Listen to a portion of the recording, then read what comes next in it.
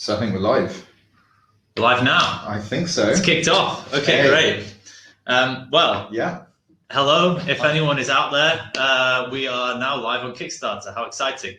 And I should maybe start this with a little bit of a caveat that we're not exactly, sorry, I'm George. Yeah, and I'm David. And we're not exactly live streaming experts. We've done it a little bit on the Facebook platform, but today we're doing it through the Kickstarter platform. That's right. So if there are any little hiccups through that, then please accept our apologies. I know certainly we're looking at ourselves with a bit of a delay. We're like 99% sure we're streaming it all right now. I'm not even convinced the percentage is that high. 50%. Okay. Okay. So hopefully you have the ability to ask some questions. And so for this session, what we wanted to do was a combination of giving a quick introduction for anyone who's not kind of seen anything about it, answering one question that's come up like a few times to give a little bit of a demo of using Dubler with kind of orchestral synths and orchestral instruments. So we've got a few of those we might go through, and then any other general questions, of which if you don't hit us with any, that's absolutely fine, because we have been hit with a few. Right. Yeah, we're also getting a sign held up from Kelly, who's slightly out of shot. Kelly is in the room. Wow. In case you're wondering, we have got like a lot of Q&A questions actually. Now I can see it. You guys can probably see it coming on the side of my screen. That's awesome. So we're going to have loads of stuff to talk about. Oh, cool. Right. Okay. Should we just get the intro to what the app is? So I'll actually let you do the intro. Yeah. Well, so the other thing that's happening, because we're doing it on the Kickstarter stream, is normally we would be sharing parts of our screen with you. It doesn't let you do that. You have to instead just be speaking to camera, and you can't see what's on our screen. So what we'll do is kind of hold up our laptop in front of the camera, or move the camera around so you can see what's going on. And that's what I can start with. Do you want me to move the? I'll move it around now quickly. Let's just look. I can do this. Oh wow. Okay. Yeah. Okay. So here we have George's laptop with Ableton. Terrible. You can't see anything. Yeah, it's pretty low res. So you can't see anything. But what we've got is Ableton set up with our beta version of the Dubler app. You don't obviously have to use it with Ableton. You can use it with any DAW. What our app does is take in audio from the Dubler microphone, and then converts that into a MIDI output that you can use with any DAW. And that functionality is separated into two parts. So everything on this right-hand side here is to do with controlling and triggering synths. So if you can make out in this like 64-bit window, this is our pitch wheel in the middle. And then up here, we've got these four dials, the A, the E, the U, and the and they take different kind of vowel sounds, allowing you to control and manipulate the actual effects or filters or parameters of a synth, or applied to a synth, or between synths, or whatever. We've got a keyboard down here. There's actually a key fix on at the moment, which is why it doesn't look like a normal keyboard, because you can, if you want, apply a key fix. So I've got one on E minor already applied. And then everything on this hand side is to do with triggering samples, triggering probably drums, but actually any samples or loops or any other MIDI triggers. And for these, you teach your specific voice. So let's just, both of them are turned off a minute. Let's see if there's actually got anything on.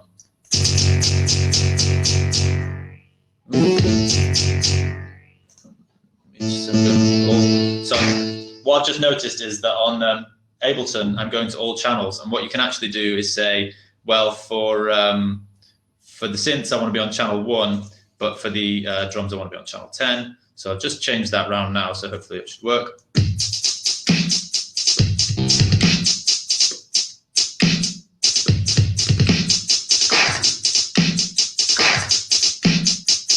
So that's all the triggering side, and then you can hear it's just responding to me talking.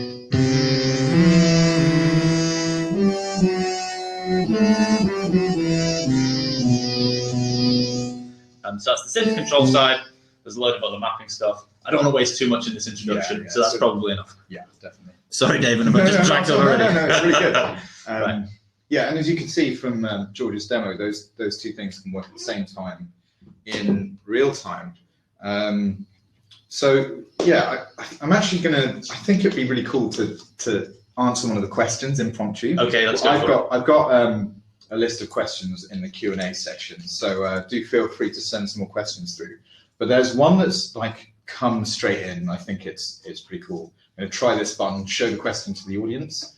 When's a more realistic date for Dubler to be released? Okay. Okay. Okay, and I'm gonna go ahead and answer that one, guys. So we've got a plan to release this for October. That's kind of like our in-house hard deadline, and I've kind of planned out all of the remaining tasks that need to be done, and we're really confident to hit that. In fact, we're actually thinking, we're actually hoping that we can release certain parts of the software before that. So yeah, we're really confident. I'm more than confident that's going to happen. Yeah, I mean, I think probably, well, our highest priority is about delivering we're really grateful for everyone who's backed the project, basically, and it's our absolute priority to get the product out to all those people as soon as possible, which is why we set the October deadline, because we set something that we know we can deliver on. Yeah. But that doesn't mean, some people might have done it differently. They might have set an earlier deadline and then risked letting it slip, whereas we've set a later deadline with the ambition of just getting it done as quickly as possible. Exactly. Now, with that, sorry, I'm now just bulldozing straight in. With that, we also got a question, or I've had a couple of people say, now that you've reached your funding target and you've actually gone slightly beyond it, and actually, obviously we're really pleased with how it's going, does that mean that you can deliver the studio kits sooner? And the answer to that is not completely straightforward, but in essence, it's kind of no, because our longest lead time, so this is the latest, we've got more prototypes of the microphone coming tomorrow, delivered today, so arriving probably Tuesday. This is the latest one of it here, and our biggest lead times are really to do with that. But what it does mean is we can accelerate certain aspects of the software, which is more kind of under our control, because we don't have things like shipping and ordering of different components and stuff like that with external dependencies. And also we get asked questions being like, what about this functionality or that functionality? And that gives us an opportunity to say, we won't incorporate anything additional which would push our deadline back, but we may well incorporate things additional that wouldn't have an impact on the deadline. And we're yet to work out if anything even falls into that category, but that's where some of the extra benefit might come in, for example. And maybe we'll do some stretch goals on that. We're still to work it out. Okay, cool. Now the next sort of question, which leads into what we're planning to show off today. If you saw the title of the Kickstarter Live, it's about orchestral instruments, and we get a lot of questions from people who are saying, what can we do, and what does it sound like? And I've got a question here. There's so many questions from Farhan. So thanks for the question. Can you please demo how somebody who can't play an instrument such as a violin or cello could play this using Dubler? So I've got Logic on my machine. I've actually got a piccolo, so I'm going to start with that, and then I'll go into a violin. I definitely cannot play the piccolo or any other of these instruments.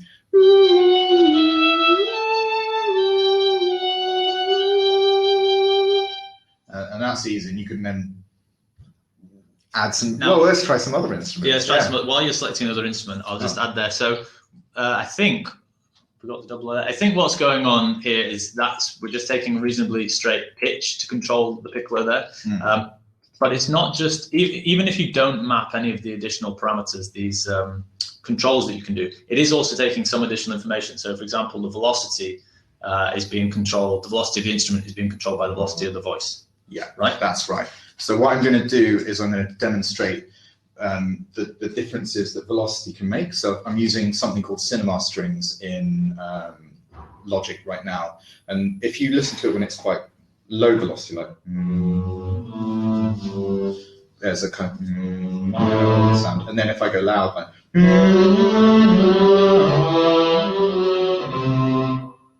that was almost Potter.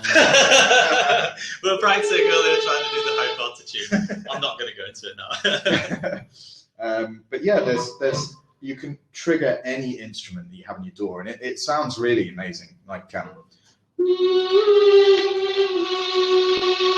especially if you can't hear my voice. Yeah, so quite when you're on your own building up something, we often, when we do demos, we'll play everything out loud so that everyone can hear what's going on. We've got noise reduction built in, so it doesn't cause any problems with feedback unless you have it really close to the speaker.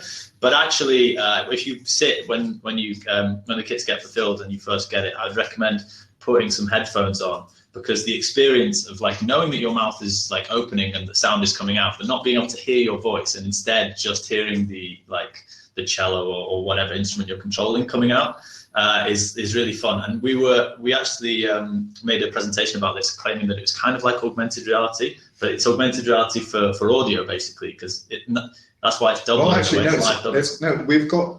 actually, it's close to what you're saying. I would actually say it's like virtual reality, because you're enclosing your ears and you can't hear your mouth, and then it feels like your mouth is making these sounds. But then we do have the augmented reality side of it, when we've been working with beatboxers who put the sound coming out of their voices with their beatbox and then augment it with like an 808 actually kicking off in the background, which sounds amazing as well. That's just corrected. But yeah, we've got VR and AR. Okay, let's do something. Give us some yeah. So I really like this Chinese violin, so I'm going to... Okay, here's...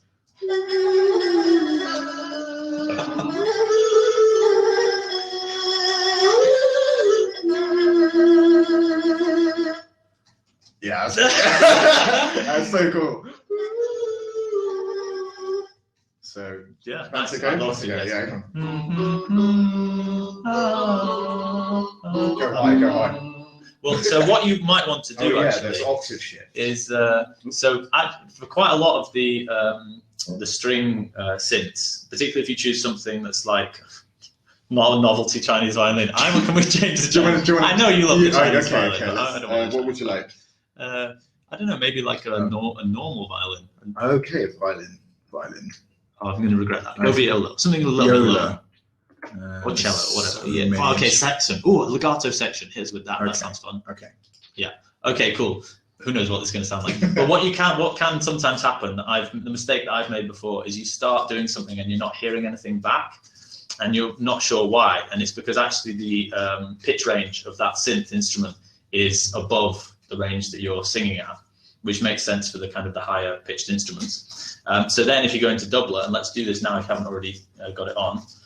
We already got, so I'm going to add an octave shift, an octave up, to kind of make it a bit more in the kind of range. I tell you what, I'm going to start with the octave with no shift, and then I'll increase it as you're singing. Okay. Yeah. Now I'm going to increase the octave.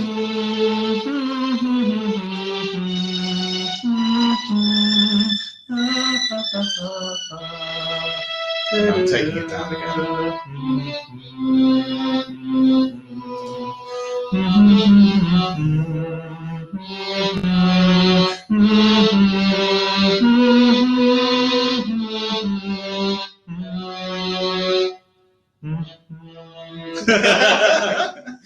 Yeah.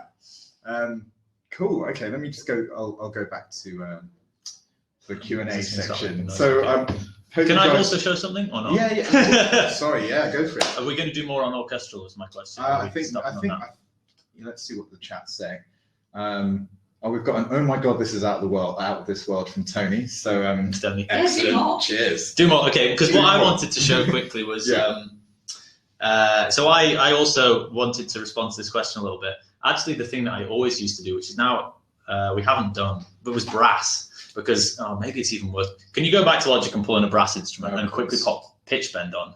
Because one of the really nice things with like doing a trombone style synth is if obviously you're controlling a trombone synth with a MIDI keyboard, you can use a pitch bend wheel to try and bend between notes, but it's not exactly intuitive, because how far do you bend the wheel in order to get to the note you want to go to? And I'll put pitch bend on. Full brass. This is like a whole the whole section. Higher, please. No, sorry. I mean the octaves. No, probably 2 on the pitch bend. Okay. Thanks. So you can hear me going like, and that's because I'm trying to exaggerate this just to show what you can do by putting on pitch bend. So if you turn the pitch bend off 1 second. Okay. So maybe on the octave shift back down again.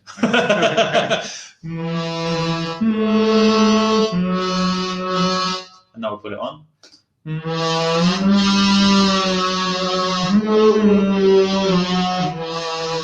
So you can get that the better voicing, basically, blending between them. Anyway, that was a quick thing I wanted to do on that, but that wasn't what I got distracted. Because what I wanted to show, which is definitely not going to show up very well on this, however, let's try anyway, is earlier in the day I prepared a little thing on strings, and it's all just, it's all kind of the same string synth, but I brought it in 4 times. And then I'm looping it back together. You can't see this in Ableton because the resolution is so poor.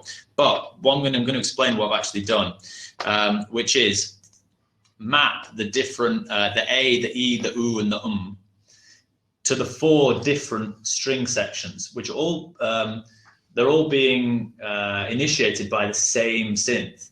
But I've added different effects to each kind of control, allowing you to blend between putting on an arpeggio, or you might be controlling a violin, but then if you go ooh, you can also bring in a cello that's at like a kind of major 5th or something like that if you wanted to, which just gives this extra expression. So when someone was asking earlier, like, how can you control a violin if you couldn't play a violin? That's more what we covered before. Whereas this is like, I don't know, something that if you were playing a violin, you couldn't do anyway, because it's controlling a whole string section by expanding the width of the section using your voice, or contracting it back, or adding effects. I'm going to see if this actually works, otherwise this is going to be eating my own words. Have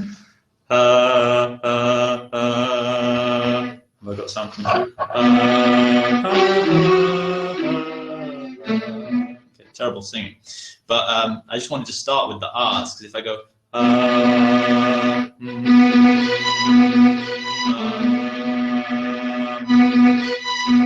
so as I go between the R and the I'm bringing on an arpeggio, or if I go over to like a different,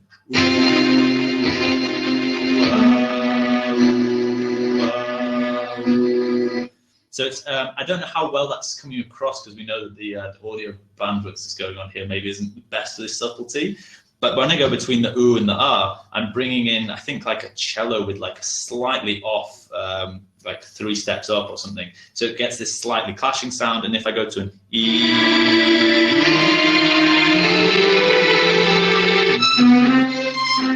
so as I blend between these different sounds, I can be controlling the same kind of orchestral piece, but slightly adjusting it. I'm not sure if I've explained that really well, but we'll maybe do a video on it where I can actually screenshot, because it's kind of important to see what's going on. We'll be doing future streams that will be showing the actual, we'll be screen capturing in real time as well, so you can actually see how it's behaving and how it looks. I think the other thing to add, for those of you who aren't familiar with the timbral control that we have with the R's and the U's and the ums and the E's, is that you can map those parameters to anything that you want in whatever synth you're using. So what I was doing there is actually, well, they weren't all mapped to the same thing, but using volume sliders, so that you can actually be singing something which is 2 synths at the same time, but then phase them in and out with volume by switching between a U and an R, for example. That's so that's one thing you map it to. Yeah. So so there are loads of different possibilities with that, I think. Let's go for some more questions, shall we? Another question, yeah. Right, what about sliding into notes? Is the pitch tracking adjustable? And that's a question from Jeff that I just saw in the chat, and I think it's relevant to what we're doing right now. So yeah, the sliding between notes and pitch tracking is adjustable. We have something called pitch stickiness, which is a control. I'll just bring this up on my screen so I just remember all the different things that we do. Could we even? Is this going to show? Let me just move that there. Hopefully that. Kelly, you're watching, right? Has that worked? Sorry, I was texting. we just moved the camera on. I think so. I think that works, but the quality is not the best. The quality is not the best. But yeah, we have this, again, we're in a beta at the moment, so the graphics are one of the next things that we're improving. But yeah, we've got this slider which is pitch stickiness, and that helps us decide at what point, at what threshold, and does it take to move into another note? So that could be very low, in which it glides very easily, and very high, where it sticks, where you had to go right the way to the next note.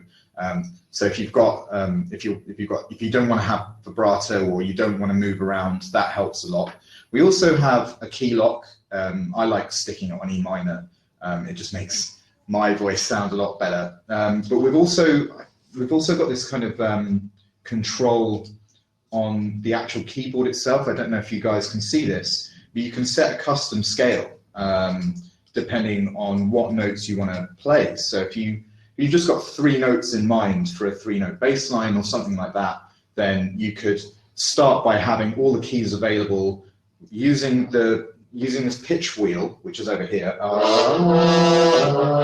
You can see that lighting up with the velocity, and also the note is shown in the middle. It gives you this kind of real-time feedback of what's going on. And you can use that to turn things. I use that to guide me as to what I need to turn on and off with my scale.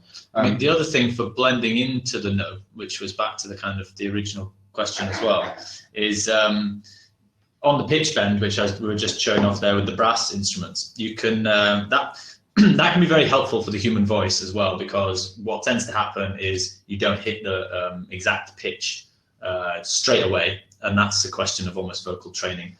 But if you have pitch bend on, then it allows you to kind of bend into the note, and you can set the pitch bend range to kind of accommodate how much you want to do that. If you just have a pitch bend range of 1, then you're only providing you're within 1 semitone of the note you're trying to select, then you're going to bend into it. But if you're out of that range, then it's just going to trigger a new note when you get beyond the limit of the pitch bend range. Or you could have a pitch bend range of, a whole octave or something like that, and then you can actually bend all the way between it in kind of one continuous street. Cool. Okay, I'm going to bring on another question from the audience. It's from Julian. It's quite a big one, actually. Brace myself. I use a USB MIDI breath controller for a bunch of orchestral VIs. They're great with SWAM instruments. SWAM instruments? SWAM. I don't know either, but that sounds good. But there's a second part of this question. It says, will this seek to outperform those MIDI solutions? So USB MIDI breath controller. Have you played around with that? I played with an old Yamaha breath controller. I mean, but one of the cool things about the breath controller is that they already have a kind of built-in CC mapping for some of the doors. And so actually we were thinking about using that same kind of legacy mapping so that you could simultaneously use the functionality that the door is expecting from a breath controller. We could also feed, and for sure we will be able to match that. I mean, because it's using the same instrument, right? But with additional functionality. Cool. So the second part of that question is, additionally, how many dimensions of sound, amplitude, timbre, and pitch might we be able to reproduce with our voices? It'd be really interesting if the sound could gargle and spit as we gargle, grunt, speech, and screech and sachet on the other end. See, that's absolutely, we would love that as well. The challenge that we have with something like that is on the door integration side. So at the moment, sorry, I've just totally jumped in on this. When we have all of these effect controls, which at the moment it's the kind of the 4 vowel sounds, plus we're doing other things like velocity and things like pitch bend and envelope. But the challenge that we have is that we have to then choose what we're controlling with these.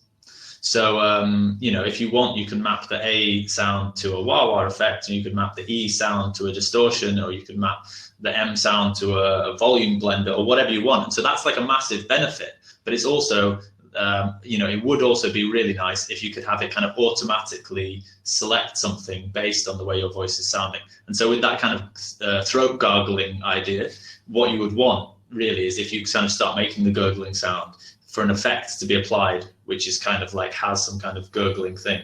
Now, in order for us to do that at the moment, you'd have to find the gurgling effect and map it to the gurgling sound, which we haven't actually got at the moment, incidentally. But if we did have it, that's what you'd have to do. So it's a question of like DAW integration, and not in time for the fulfillment of orders, but further beyond that. We will start to try and, at the very least, start doing things like releasing max patches and things like that that can give us a bit more information back. And then, further down the line, maybe we'll do like a VST or something like that, like greater integration, so that we can try and get more of that information. And of course, MIDI 2.0 one day will be released, which might give us more as well. Definitely. So yeah, just to reiterate what George is saying, we have actually thought about these kind of things. We even have an idea about how we would go about doing them from the technical side. And yeah, give it some time post release with us expanding our team. Thanks to your generosity. We'll be sending up all the Kickstarter backers will be getting software updates. Yeah. The important thing is that we fulfill the orders with something that you can all start like messing around with and enjoying. But also, we'll keep sending updates as we're improving things. That's a really good point. You don't need to worry. If we're releasing this version, you're going to be getting updates for years to come. Basically, we're not going to be like, oh, now you need to buy version 2. It's not going to be like that. There will be a version 2, but for those that got in on first floor. Yeah, I think we should grandfather these things. We haven't even discussed it. But yeah, well, I think that's okay. So let's see. What else can we say? We've got a short question from Earl. I'll put this up. Hi Earl. Earl asks, can this be used with a solo guitar setup and a looper, mainly for solo gigs? Yes. On this? So, yeah, if you're talking about, there are 2 things that could be done with this, and that we've had one of our testers do. And she was able to use a guitar to trigger it as well, trigger Dubler, because the guitar gives off a really nice pitch. So she was able to add different arpeggiators. So that's pretty cool. So you can do that as a solo guitarist. Mono. Just saying, if you're playing chords on guitar. Oh, did I say chords? No. Okay, yeah. I was just clarifying that our focus has been very much obviously on the voice. It means you can use other instruments non-vocal, but we're looking for a monophonic sound when we're doing all of our pitch stuff. Yeah. So if you start playing chords on the guitar, it's not going to get that. If you start playing solo on the guitar, it is going to get that. Yeah. So you keep it simple, definitely. But it sounds really rich because you're triggering all this cool stuff up in your DAW. The other thing that you can do, and I've seen her do, I'm looking forward to going to one of the gigs where she's going to do this next week, is to actually play another instrument. Like she'll play the oboe, she'll set a certain key, play the oboe whilst she's playing the guitar next to it, and then using Dubler's MIDI triggers to trigger drum loops as well. So she can control the drum tracks by giving off like different vocalizations, and then playing a guitar and doing all of that without too many other bits of hardware, and that's pretty powerful, I think. You can also just a lot you can do with it.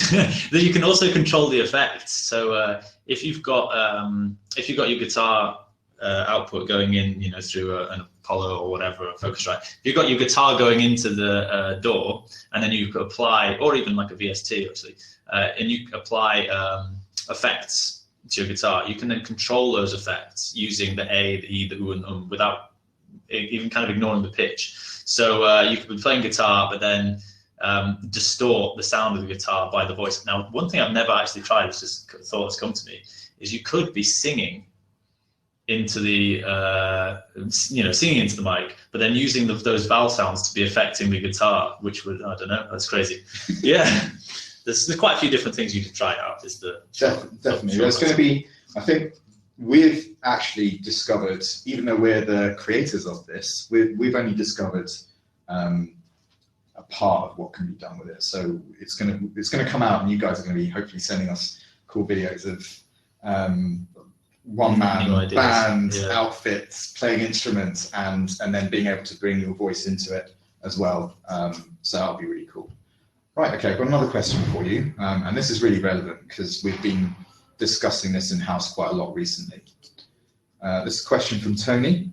It says, what about chords? Is there a one-key touch chord feature, or how are chords made? So, So Yeah. this is an interesting question because it's something which is very relevant to right now, the conversations that we're having. David and Sarah, we've been speaking about it. We've been speaking about it this week. Yeah. Now, it used to be, everything's reasonably recent. It used to be that when I was messing around playing with chords, and I still do this, that the demo that I gave earlier where I was saying you can move between these different string sections vocally. You can do the same thing with chords. So I could put in the DAW, I could choose a chord effect so that when I sing a C, it goes to a C major. But I could also choose multiple chord effects and then map each effect to the different vowel dials, so that if I sing a C, I sing it as like an I don't have perfect pitch, that wasn't a C, I appreciate it. But if I sing like an then it's going to go to a C major. But if I sing an ooh, then it's going to go to C minor. Or if I sing a it's going to go to, I don't know, a diminished 7 or whatever. I'm not sure, whatever chord shapes you want. So you can then be controlling chords through your DAW and also switching between them. That was what we were thinking about before, and that is kind of fun to do, and you have a lot of control. But we have also been talking about incorporating a bit more chord support into Dubler itself. And this is one of the things that when I was talking earlier about timelines, our priority is to make sure that we fulfill all the orders on time. Anything that we can get into anything extra that we can get in before and still deliver to that timeline is obviously awesome. And I think chords has pushed its way higher up that list. So we've got some ideas on that. I don't know if you want to. Yeah, so in terms of the chords, we've been seeing some really productive tools out there that almost seem to be, really gaining traction now. Tools that are basically VSTs that allow you to put down chords more easily. And we initially were thinking, well, you've got these tools available, but what would be so much more powerful is us implementing a system like that within the Dubler app. So we have a plan to build that in. Basically. That's the. I think maybe we save this for another one to go into more detail. I think, in all honesty, like I say, my priority is delivering to the timeline. Yeah. Chords are going to come, but whether they come before on the first version or whether a later update may well depend how successful a Kickstarter is from here on out, because we would probably need additional support to get it done. That's right.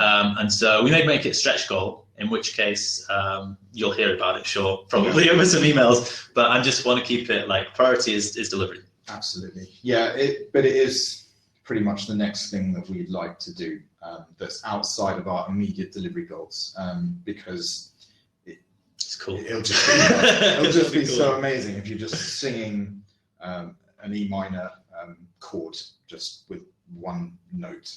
It'll sound really rich. Yeah. Cool. Okay. Next question. I'm just going to pick these sort of.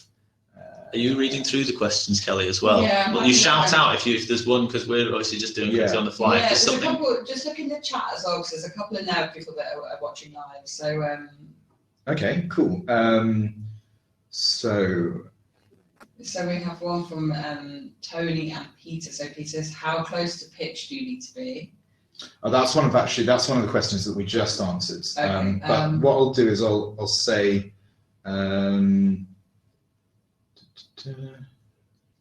right. Here's a straightforward question. Okay, good. Where can I buy this, and how much is it in US dollars? Do you ship to the US? Yes, we ship to the US. You can buy, or you can pledge on Kickstarter right now. We're live. This video stream proves it. You can go on, and we're shipping everywhere in the world. Yeah. And the US is. Do you know the dollar price off the top of your head, Kelly? Not off the top of my head, but I can do a quick calculation. We're going to do a quick Google and we'll get back to you. Yeah. We are fulfilling worldwide, and fulfillment worldwide is October as the kind of our in-house deadline, like David was saying earlier. Maybe earlier, but we're saying October. Fingers crossed. So in the current exchange, it's about 250 USD. 250 US dollars, give or take. If you buy it now through the Kickstarter, obviously when the Kickstarter's over, and Brexit comes in, it'll probably change. Yeah. Oh, that's actually a good point, though. I mean, jokes aside about Brexit, we've already discussed it. You know, if anything happens with Brexit, I'm sure nothing is going to happen. No, we're sorted for film wise because we're keeping it off. Yeah, sure. we've planned for that situation, so there's no problem there. Okay, so I saw a question about a microphone in here. Okay, I think this is an important question to answer because a lot of people are interested in our microphone situation, so let's go with it. I know it's easier to code if we all use the same mic, but any chance to have an updated plugin working with famous generic microphones in the future? Shure, Bayer Dynamic, etc., because it's kind of expensive just for a plugin. I'd like to avoid buying an extra microphone. I'll let you start with that. Sure. Well, first of all, yes, you have identified why it is helpful for us to produce our own microphones. This way, we actually optimize the software for the frequency response of the microphone and for the gain structure. We kind of know, and then we can set it so that we can guarantee a working out-of-box experience. Now, that's not to say that this microphone is like such a completely unique thing that we couldn't have chosen another microphone. But if we had chosen another microphone, we'd have had to have chosen one. So you have to have one that you know that it's optimized for. Now, someone could plug in another microphone, spend a while fine-tuning their audio interface, and also, if they're fortunate and the microphone is kind of similar, then it may well work quite well for them. It's never going to work as well because we use like a huge optimization process to really fine-tune it. But it could get close. But we can't guarantee that. What we don't want is someone using actually a very high-end microphone, a very high-end interface, and it not working at all because it needs to be tuned to something. Now, in the future, could we have some clever like auto optimization so that any one you plug in would work, or have like a pre-select list so that a certain combination of audio interface and microphone could be supported? The answer is like yes, but it's also like it's not completely trivial, and we still would have to have much more in the terms of Q&A support, ongoing, not just testing. It'd be further development time, and then ultimately we still might have people that don't have a particularly good experience, and our priority is for that. Then there's the benefits of the microphone. So this is the latest prototype.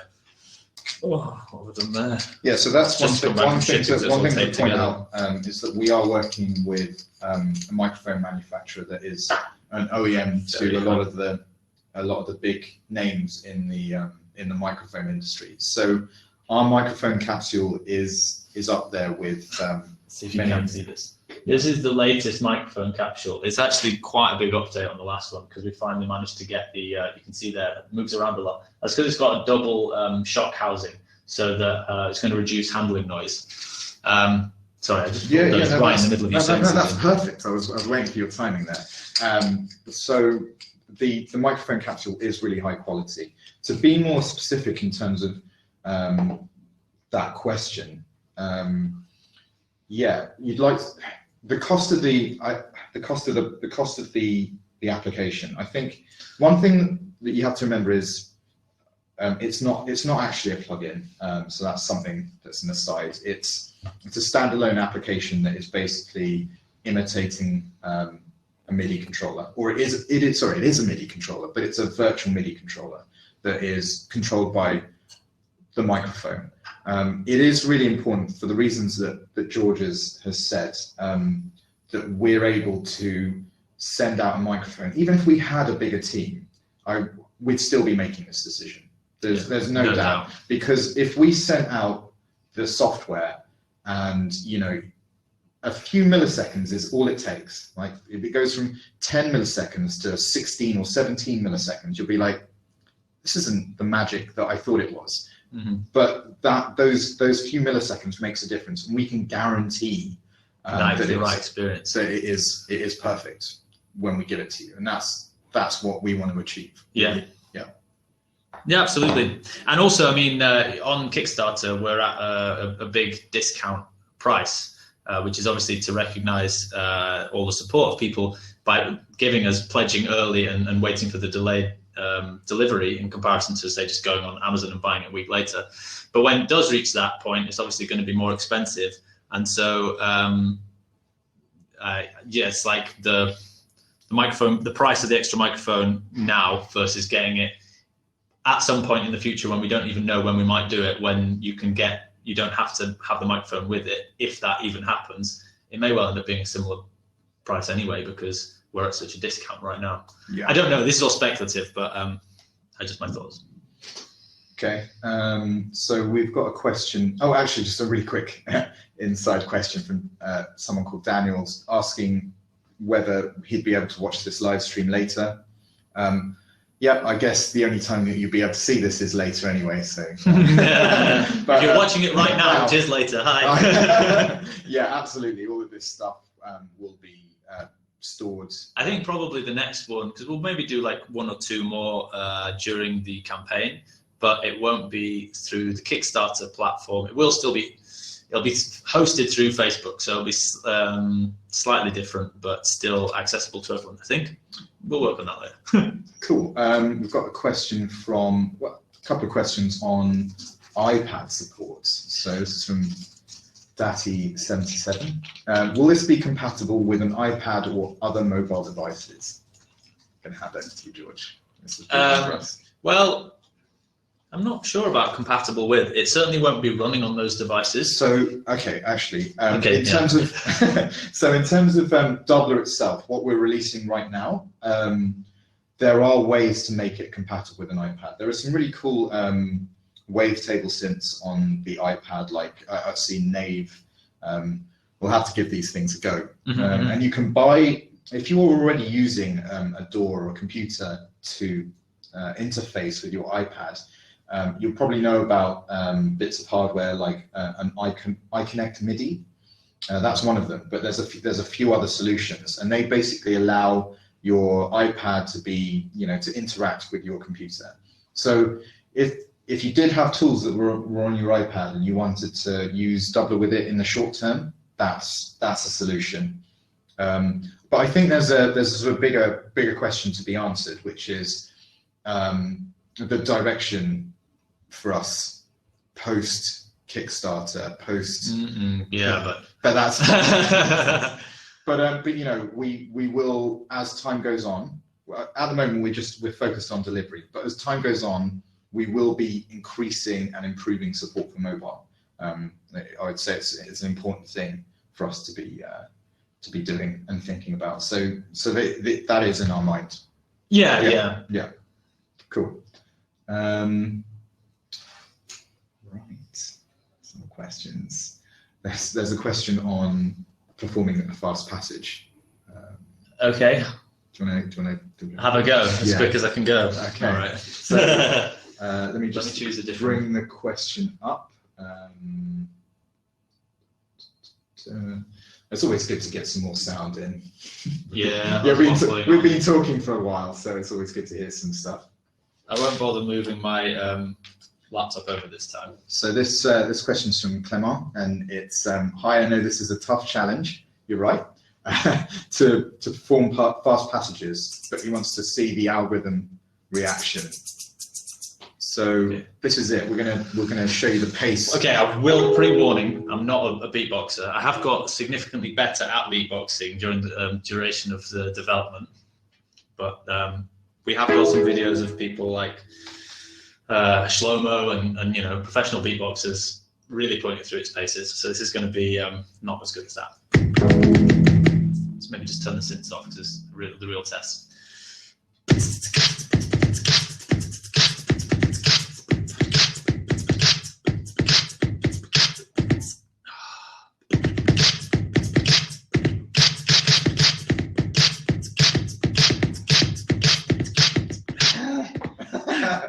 Pretty good. It can go faster than I can. That's for sure. All right, enough of that. Okay. Yeah. Cool. Yes. It definitely could reach the limits of some beatboxers, but it hasn't. It can cope with as fast as I can go. Absolutely. Yeah. We're the latency that we have in our app and the and what we're doing has certainly reached the limits of our voices, I would say. But if we do get feedback that there's anything that needs to be tweaked up, we'll be working on that. But we haven't really had that. We've sent it out to beatboxers and they've had a go. And the cool thing is, so there in that little test I did then was because I was trying to do it as quickly as I could, I stuck to 3 samples. But actually, a nice stress test is to be doing really quick beatboxing, but with more samples than that, which it also handles very well. But unfortunately, I can't really demo to you because it's beyond my skills. Right, I've got a few questions just coming through in the chat, so let's have a look at that. There's a guy called Tajazio, I can't pronounce it, but it says, "Hello, can you play real bass, please?" Could you? I'm just going to quickly, whilst we're answering another question. Do you mean a double bass, or do you mean like a really heavy bass? What kind of bass? Yeah, what kind of bass do you want to hear? EDM bass? Yeah, like bounce bass. What's that? Electric wobble bass, or yeah. I think I've got a key shift up there. That's really There's nice. a question from Stephen, which has come in. Estimated cost. Stephen, do check the Kickstarter page. You can pledge now. We have it on at £195. Yeah, to buy now. So get in there for sure. That's a 35% discount at the moment. Yeah, do you want to play some bass? This is not a pure bass. Is there something called real bass in your dog? Have a I'm look. going to have a look for a real bass. I want to have it with some. You've got us playing around with it now. This is dangerous. Yeah, we start getting experimental now.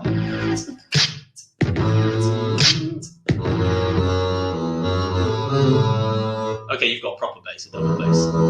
Yeah, like a double bass.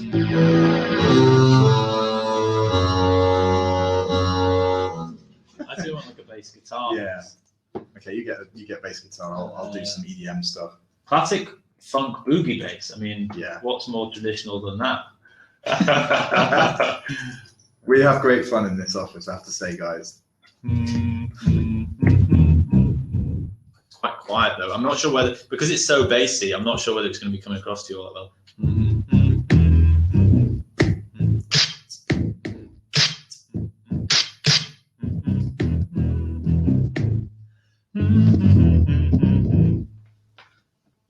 It's a bit too quiet for me. I want something else. So bassy. It's really, really bassy, I'll tell you that.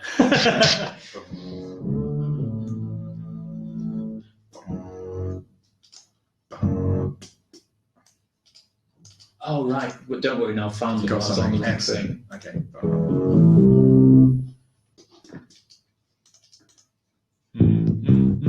Sounds just like the last one. Cheers, Logic. Yeah. It definitely is going to sound the same across the audio. Yeah, we're going to duet. So yeah, okay. Yeah.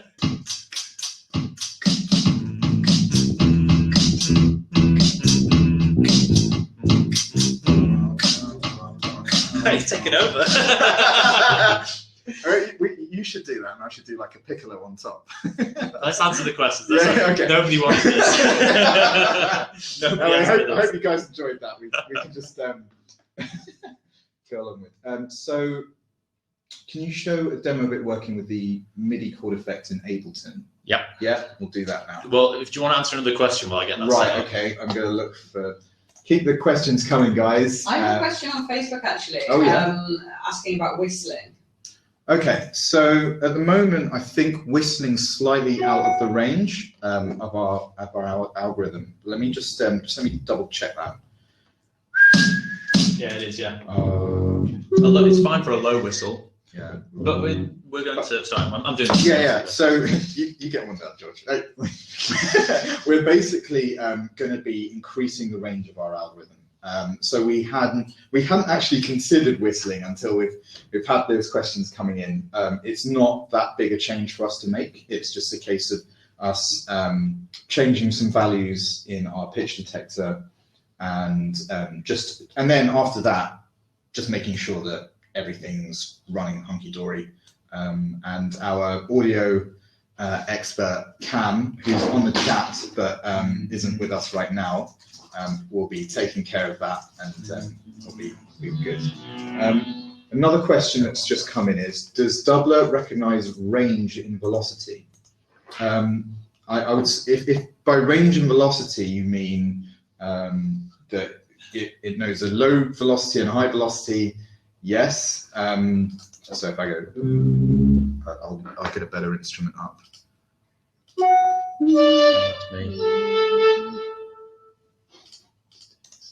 Strings. So that it's got low to high, and then if you're going from note to note, you can switch up velocity. One thing that is going to be introduced before release, and we've actually got working, it's just not in our UI at the moment, is that we can output the envelope or the volume of the voice in real time as well, and we're going to be outputting that as a MIDI CC value. So then, if you've got an instrument like a string, you can map the velocity to the dynamic range of your voice. Because if some of you are familiar with MIDI, it uses a velocity at the point where you're hitting a note. So if I go from a low note, I need to change note. But we'll be adding that facility so that you've got that full control over velocity. Yeah, and iTech, just to answer your question further, on the actual beatboxing side of things, it also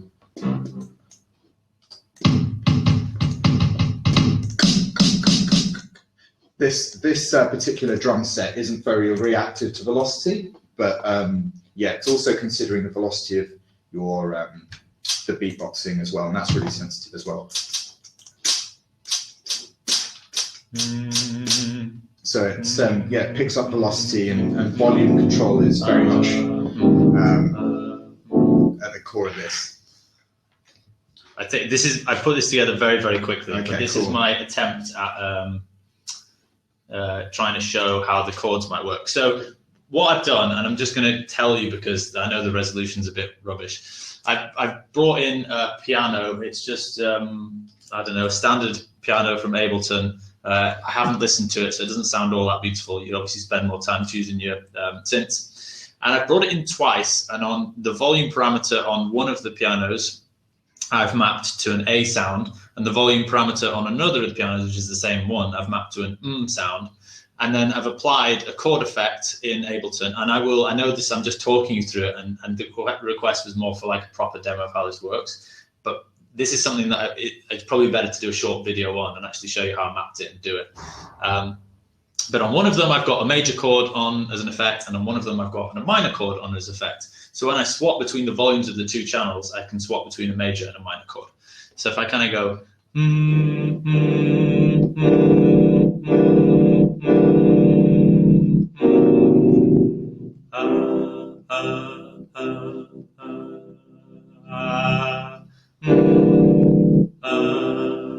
so you hear that's going minor, major, minor, major. I'm not sure that's coming across all that well, but that's what's happening. Okay, so let's have a few quick fire questions that are straightforward to answer that have been coming through. One of these we've sort of answered earlier, but just for absolute clarity, is it possible to transpose, for example, sing in A1 and play the MIDI instrument in A3? Yeah, so I can just quickly show you. So that's, I think it's probably close to an A2. And I'll stay at that same sort of pitch. Yeah. Because when you hear it coming out higher, then you naturally react to it. It's great as a kind of vocal training tool like that, though, because you do adjust. So.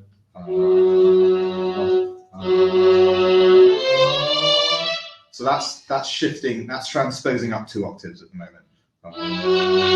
And I'm going. If I got really high, like super high. If you wanted to shift up less than an octave, You can do that in a lot of DAWs. So that's what I did on some of those cello examples earlier when I was bringing in extra width to the section. I was shifting one of them up by a major third. Major third? Third will do. Okay, we've got a question here. Just to clarify, Tony's got a couple of questions about DAWs and how our software interacts with it. So I think it's good to clear this up as well. Just to make sure that people understand that it is what we're building as a MIDI controller. It's a standalone MIDI controller. Okay. And so with that, actually, just to jump in, just to be completely show that it's a separate, it's a separate standalone app that acts as a virtual MIDI instrument. And what that means is, if you wanted to, although we haven't tested this yet, but we're excited to give it a go, you can take a USB output from your laptop, USB to 5-pin MIDI, and plug it into like an old, MIDI device that's got a 5-pin control, and actually be controlling some old 80s synth through Dubler. It doesn't have, obviously, I'd say probably 99% of people will be using it with some kind of DAW, but it doesn't have to, because it sits separate from the DAW, and all it does is communicate via MIDI. If it's something that can be controlled by MIDI, then it can be controlled by a Dubler. Absolutely. So, Tony's first question: how do you separate each sound to be assigned to it on its own track in the DAW, so that I have EQ control over each sound? Is this done with the DAW or with Dubler? There are a couple of options. So you can set the MIDI channel for synths and the MIDI channel for drums. Now that's only one channel for all synths and one channel for all drums. That's channel 10 as a default on drums and channel 1 as a default on synths. You can change those. So as a starting point, if you wanted to be doing synth control and drum control at the same time, you could just pull in 2 different synths and set the MIDI channel for each. Very easy to do on Ableton and Logic, and we've done it on quite a few others. If you want to separate more stuff out than that, then that's when you have to start doing the MIDI mapping of the different vowel sounds. In terms of EQ, we don't actually take the EQ. You could probably do that. We don't do it at the moment. Yeah. Maybe that's a future one we'll put down on the future project list. Yeah, we don't actually take the EQ to map out to each individual sound. Yeah, although that is an interesting idea. Absolutely. Kelly sent forward a question coming in from Facebook, which is, what about using Dubler with guitar, bass, or bass VST plugins? So to quickly answer that, yes, you'll be able to, anything that you can do in a DAW that you can do with a MIDI keyboard or an MPK or something that has pads or little controller knobs or keys, you can do with Dubler. So yeah, I think, yeah, absolutely, you can do that. It's a MIDI controller and it's really flexible. We've got a lot less waffly. We started off by being like blah blah blah blah blah, and now it's like you can do this, yes. You can do that. I think that's one last question about DAW-related questions from Tony, which is, for drums, I can use .wav files from an outside source that I've uploaded to my Mac or PC and use those drums, or can I only use the drums in the DAW or the VSTs? You can use, well, I think actually this is a question about the DAW that you're using, but in the vast majority of DAWs, at least the ones that I've used more frequently, I should caveat, you can create your own drum racks. So if I was using Ableton or something like that, like the example that I have for this is quite a ridiculous one. I chopped up Fix Up Look Sharp by Dizzy Rascal, and chopped up the sound effects of that, built a custom drum rack in Ableton, so that I was actually beatboxing the boom, boom, boom. I mean, I should do a demo of that maybe, if I'm going to do any demos.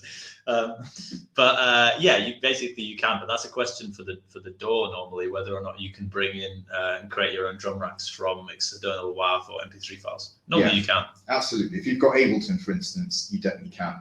And unfortunately, we're not experts in DAWs yet. We're getting better. Yeah, we're getting better. So I'm a Logic beginner.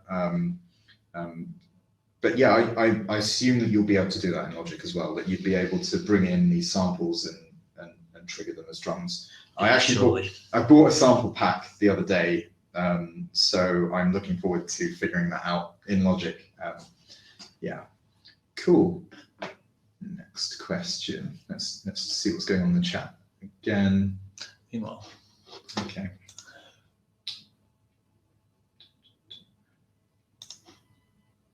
Right, is anyone else doing something?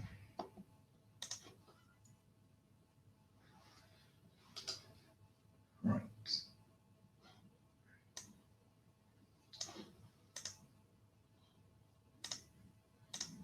Okay, I'm gonna raise a question here. Mm-hmm. Hi, can the parameters of the software be automated or remote controlled, like what Ableton offers via key or MIDI remote? For example, switching the pitch bend tracking on and off via a MIDI note and such. Haven't thought of that. Actually controlling stuff within our software using that. Yeah. Wow, we've been so like focused on controlling stuff in the DAW that we had to completely overlook that. Yeah. I mean, you could certainly turn the pitch bend on and off from Ableton's side. Yeah. Could you actually control stuff within the Dubler application using your voice? Well, we hadn't thought of that. We haven't thought of that. That would definitely be post-release. That is a really interesting idea. And I know that we did toy with ideas of having a microphone that had buttons on it to allow you to control certain features. But in the end we didn't go with that. But you know, as our technology improves, because as you guys have probably heard, we can do we're running several algorithms at the same time, like the pitch recognition, the drum recognition, and also the timbre control. But there's no reason that we couldn't add something else in, or that more different amazing features, more intelligent features that make it more magic. Definitely, that would be cool. Right. Definitely should make a note of all these. Yeah, I think this will be saved for posterity. Yeah, we can actually watch the video again, can't we? What a treat that would be. Right. Will Dubler react to vibrato or other LFO types of input? Yeah. So if you put the pitch bend on, then you can really you can quite closely control the vibrato. The interesting thing is you also might not want to. Yeah,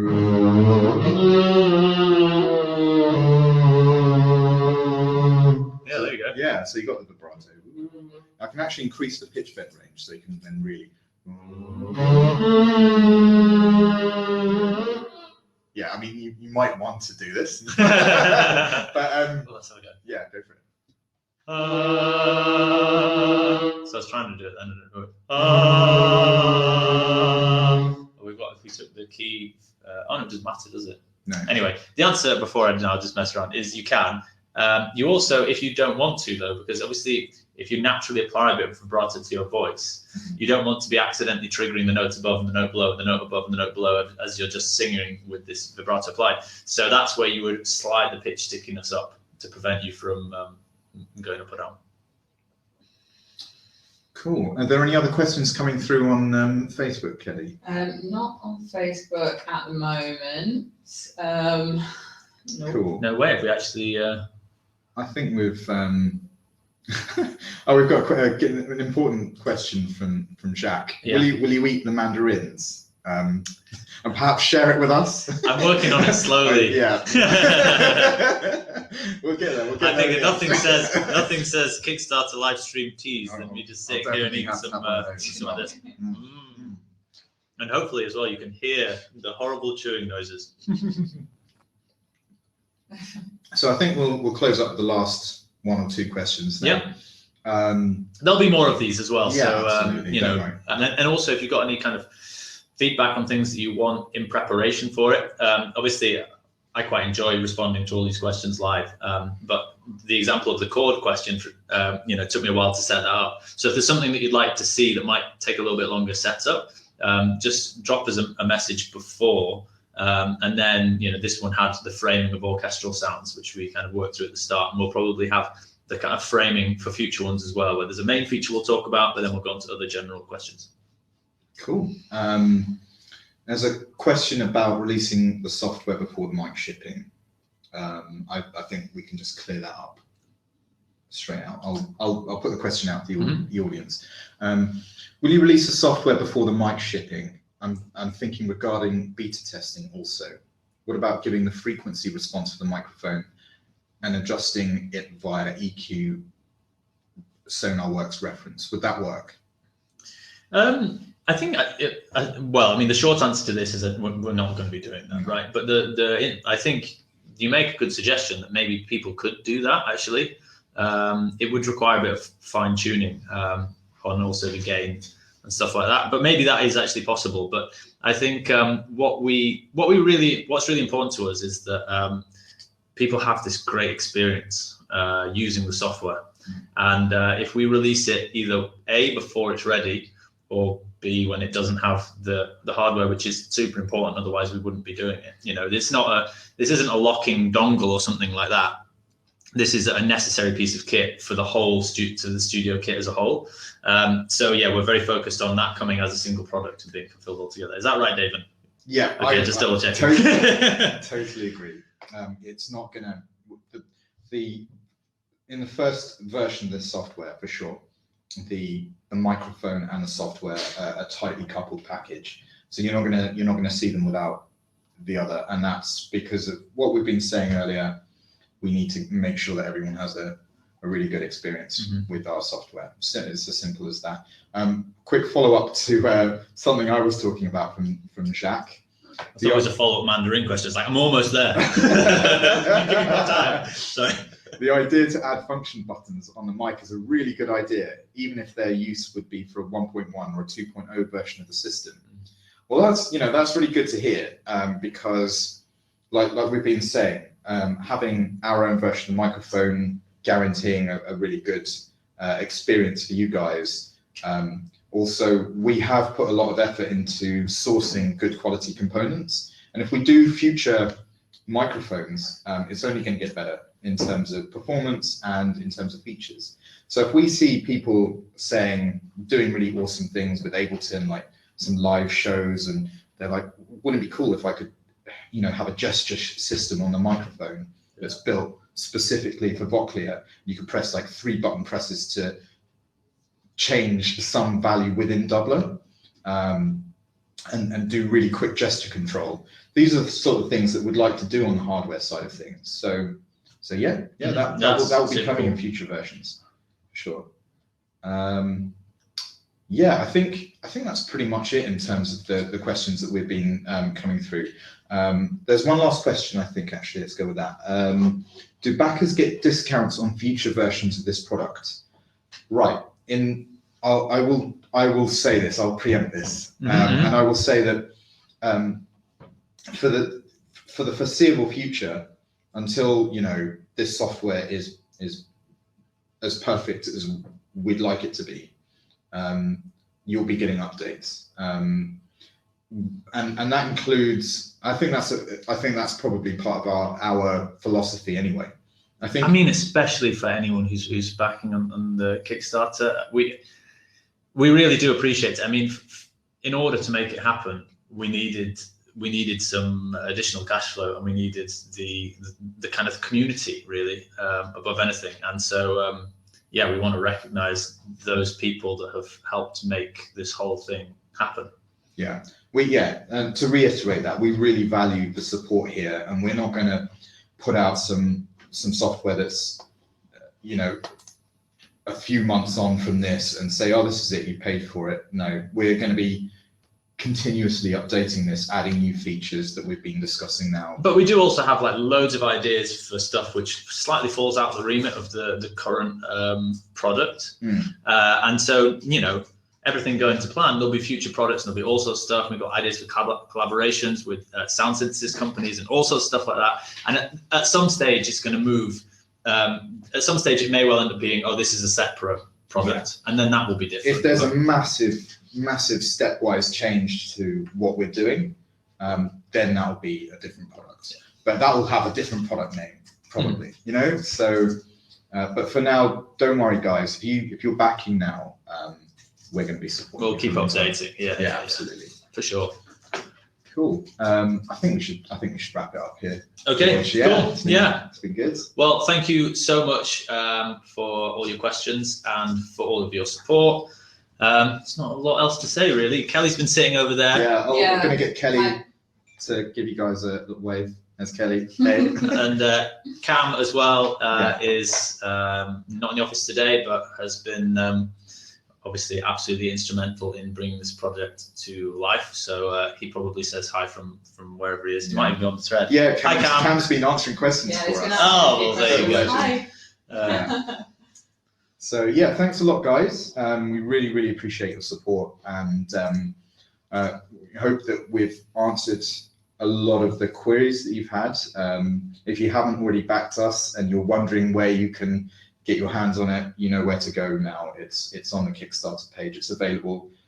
You back it now, you'll be the first people that get your hands on it. Yeah. And there'll be more AMAs. And there'll be loads more AMAs and higher tech ones as well, with the graphics on the screen. I know, and screen share and all of that stuff. And high resolution us as well.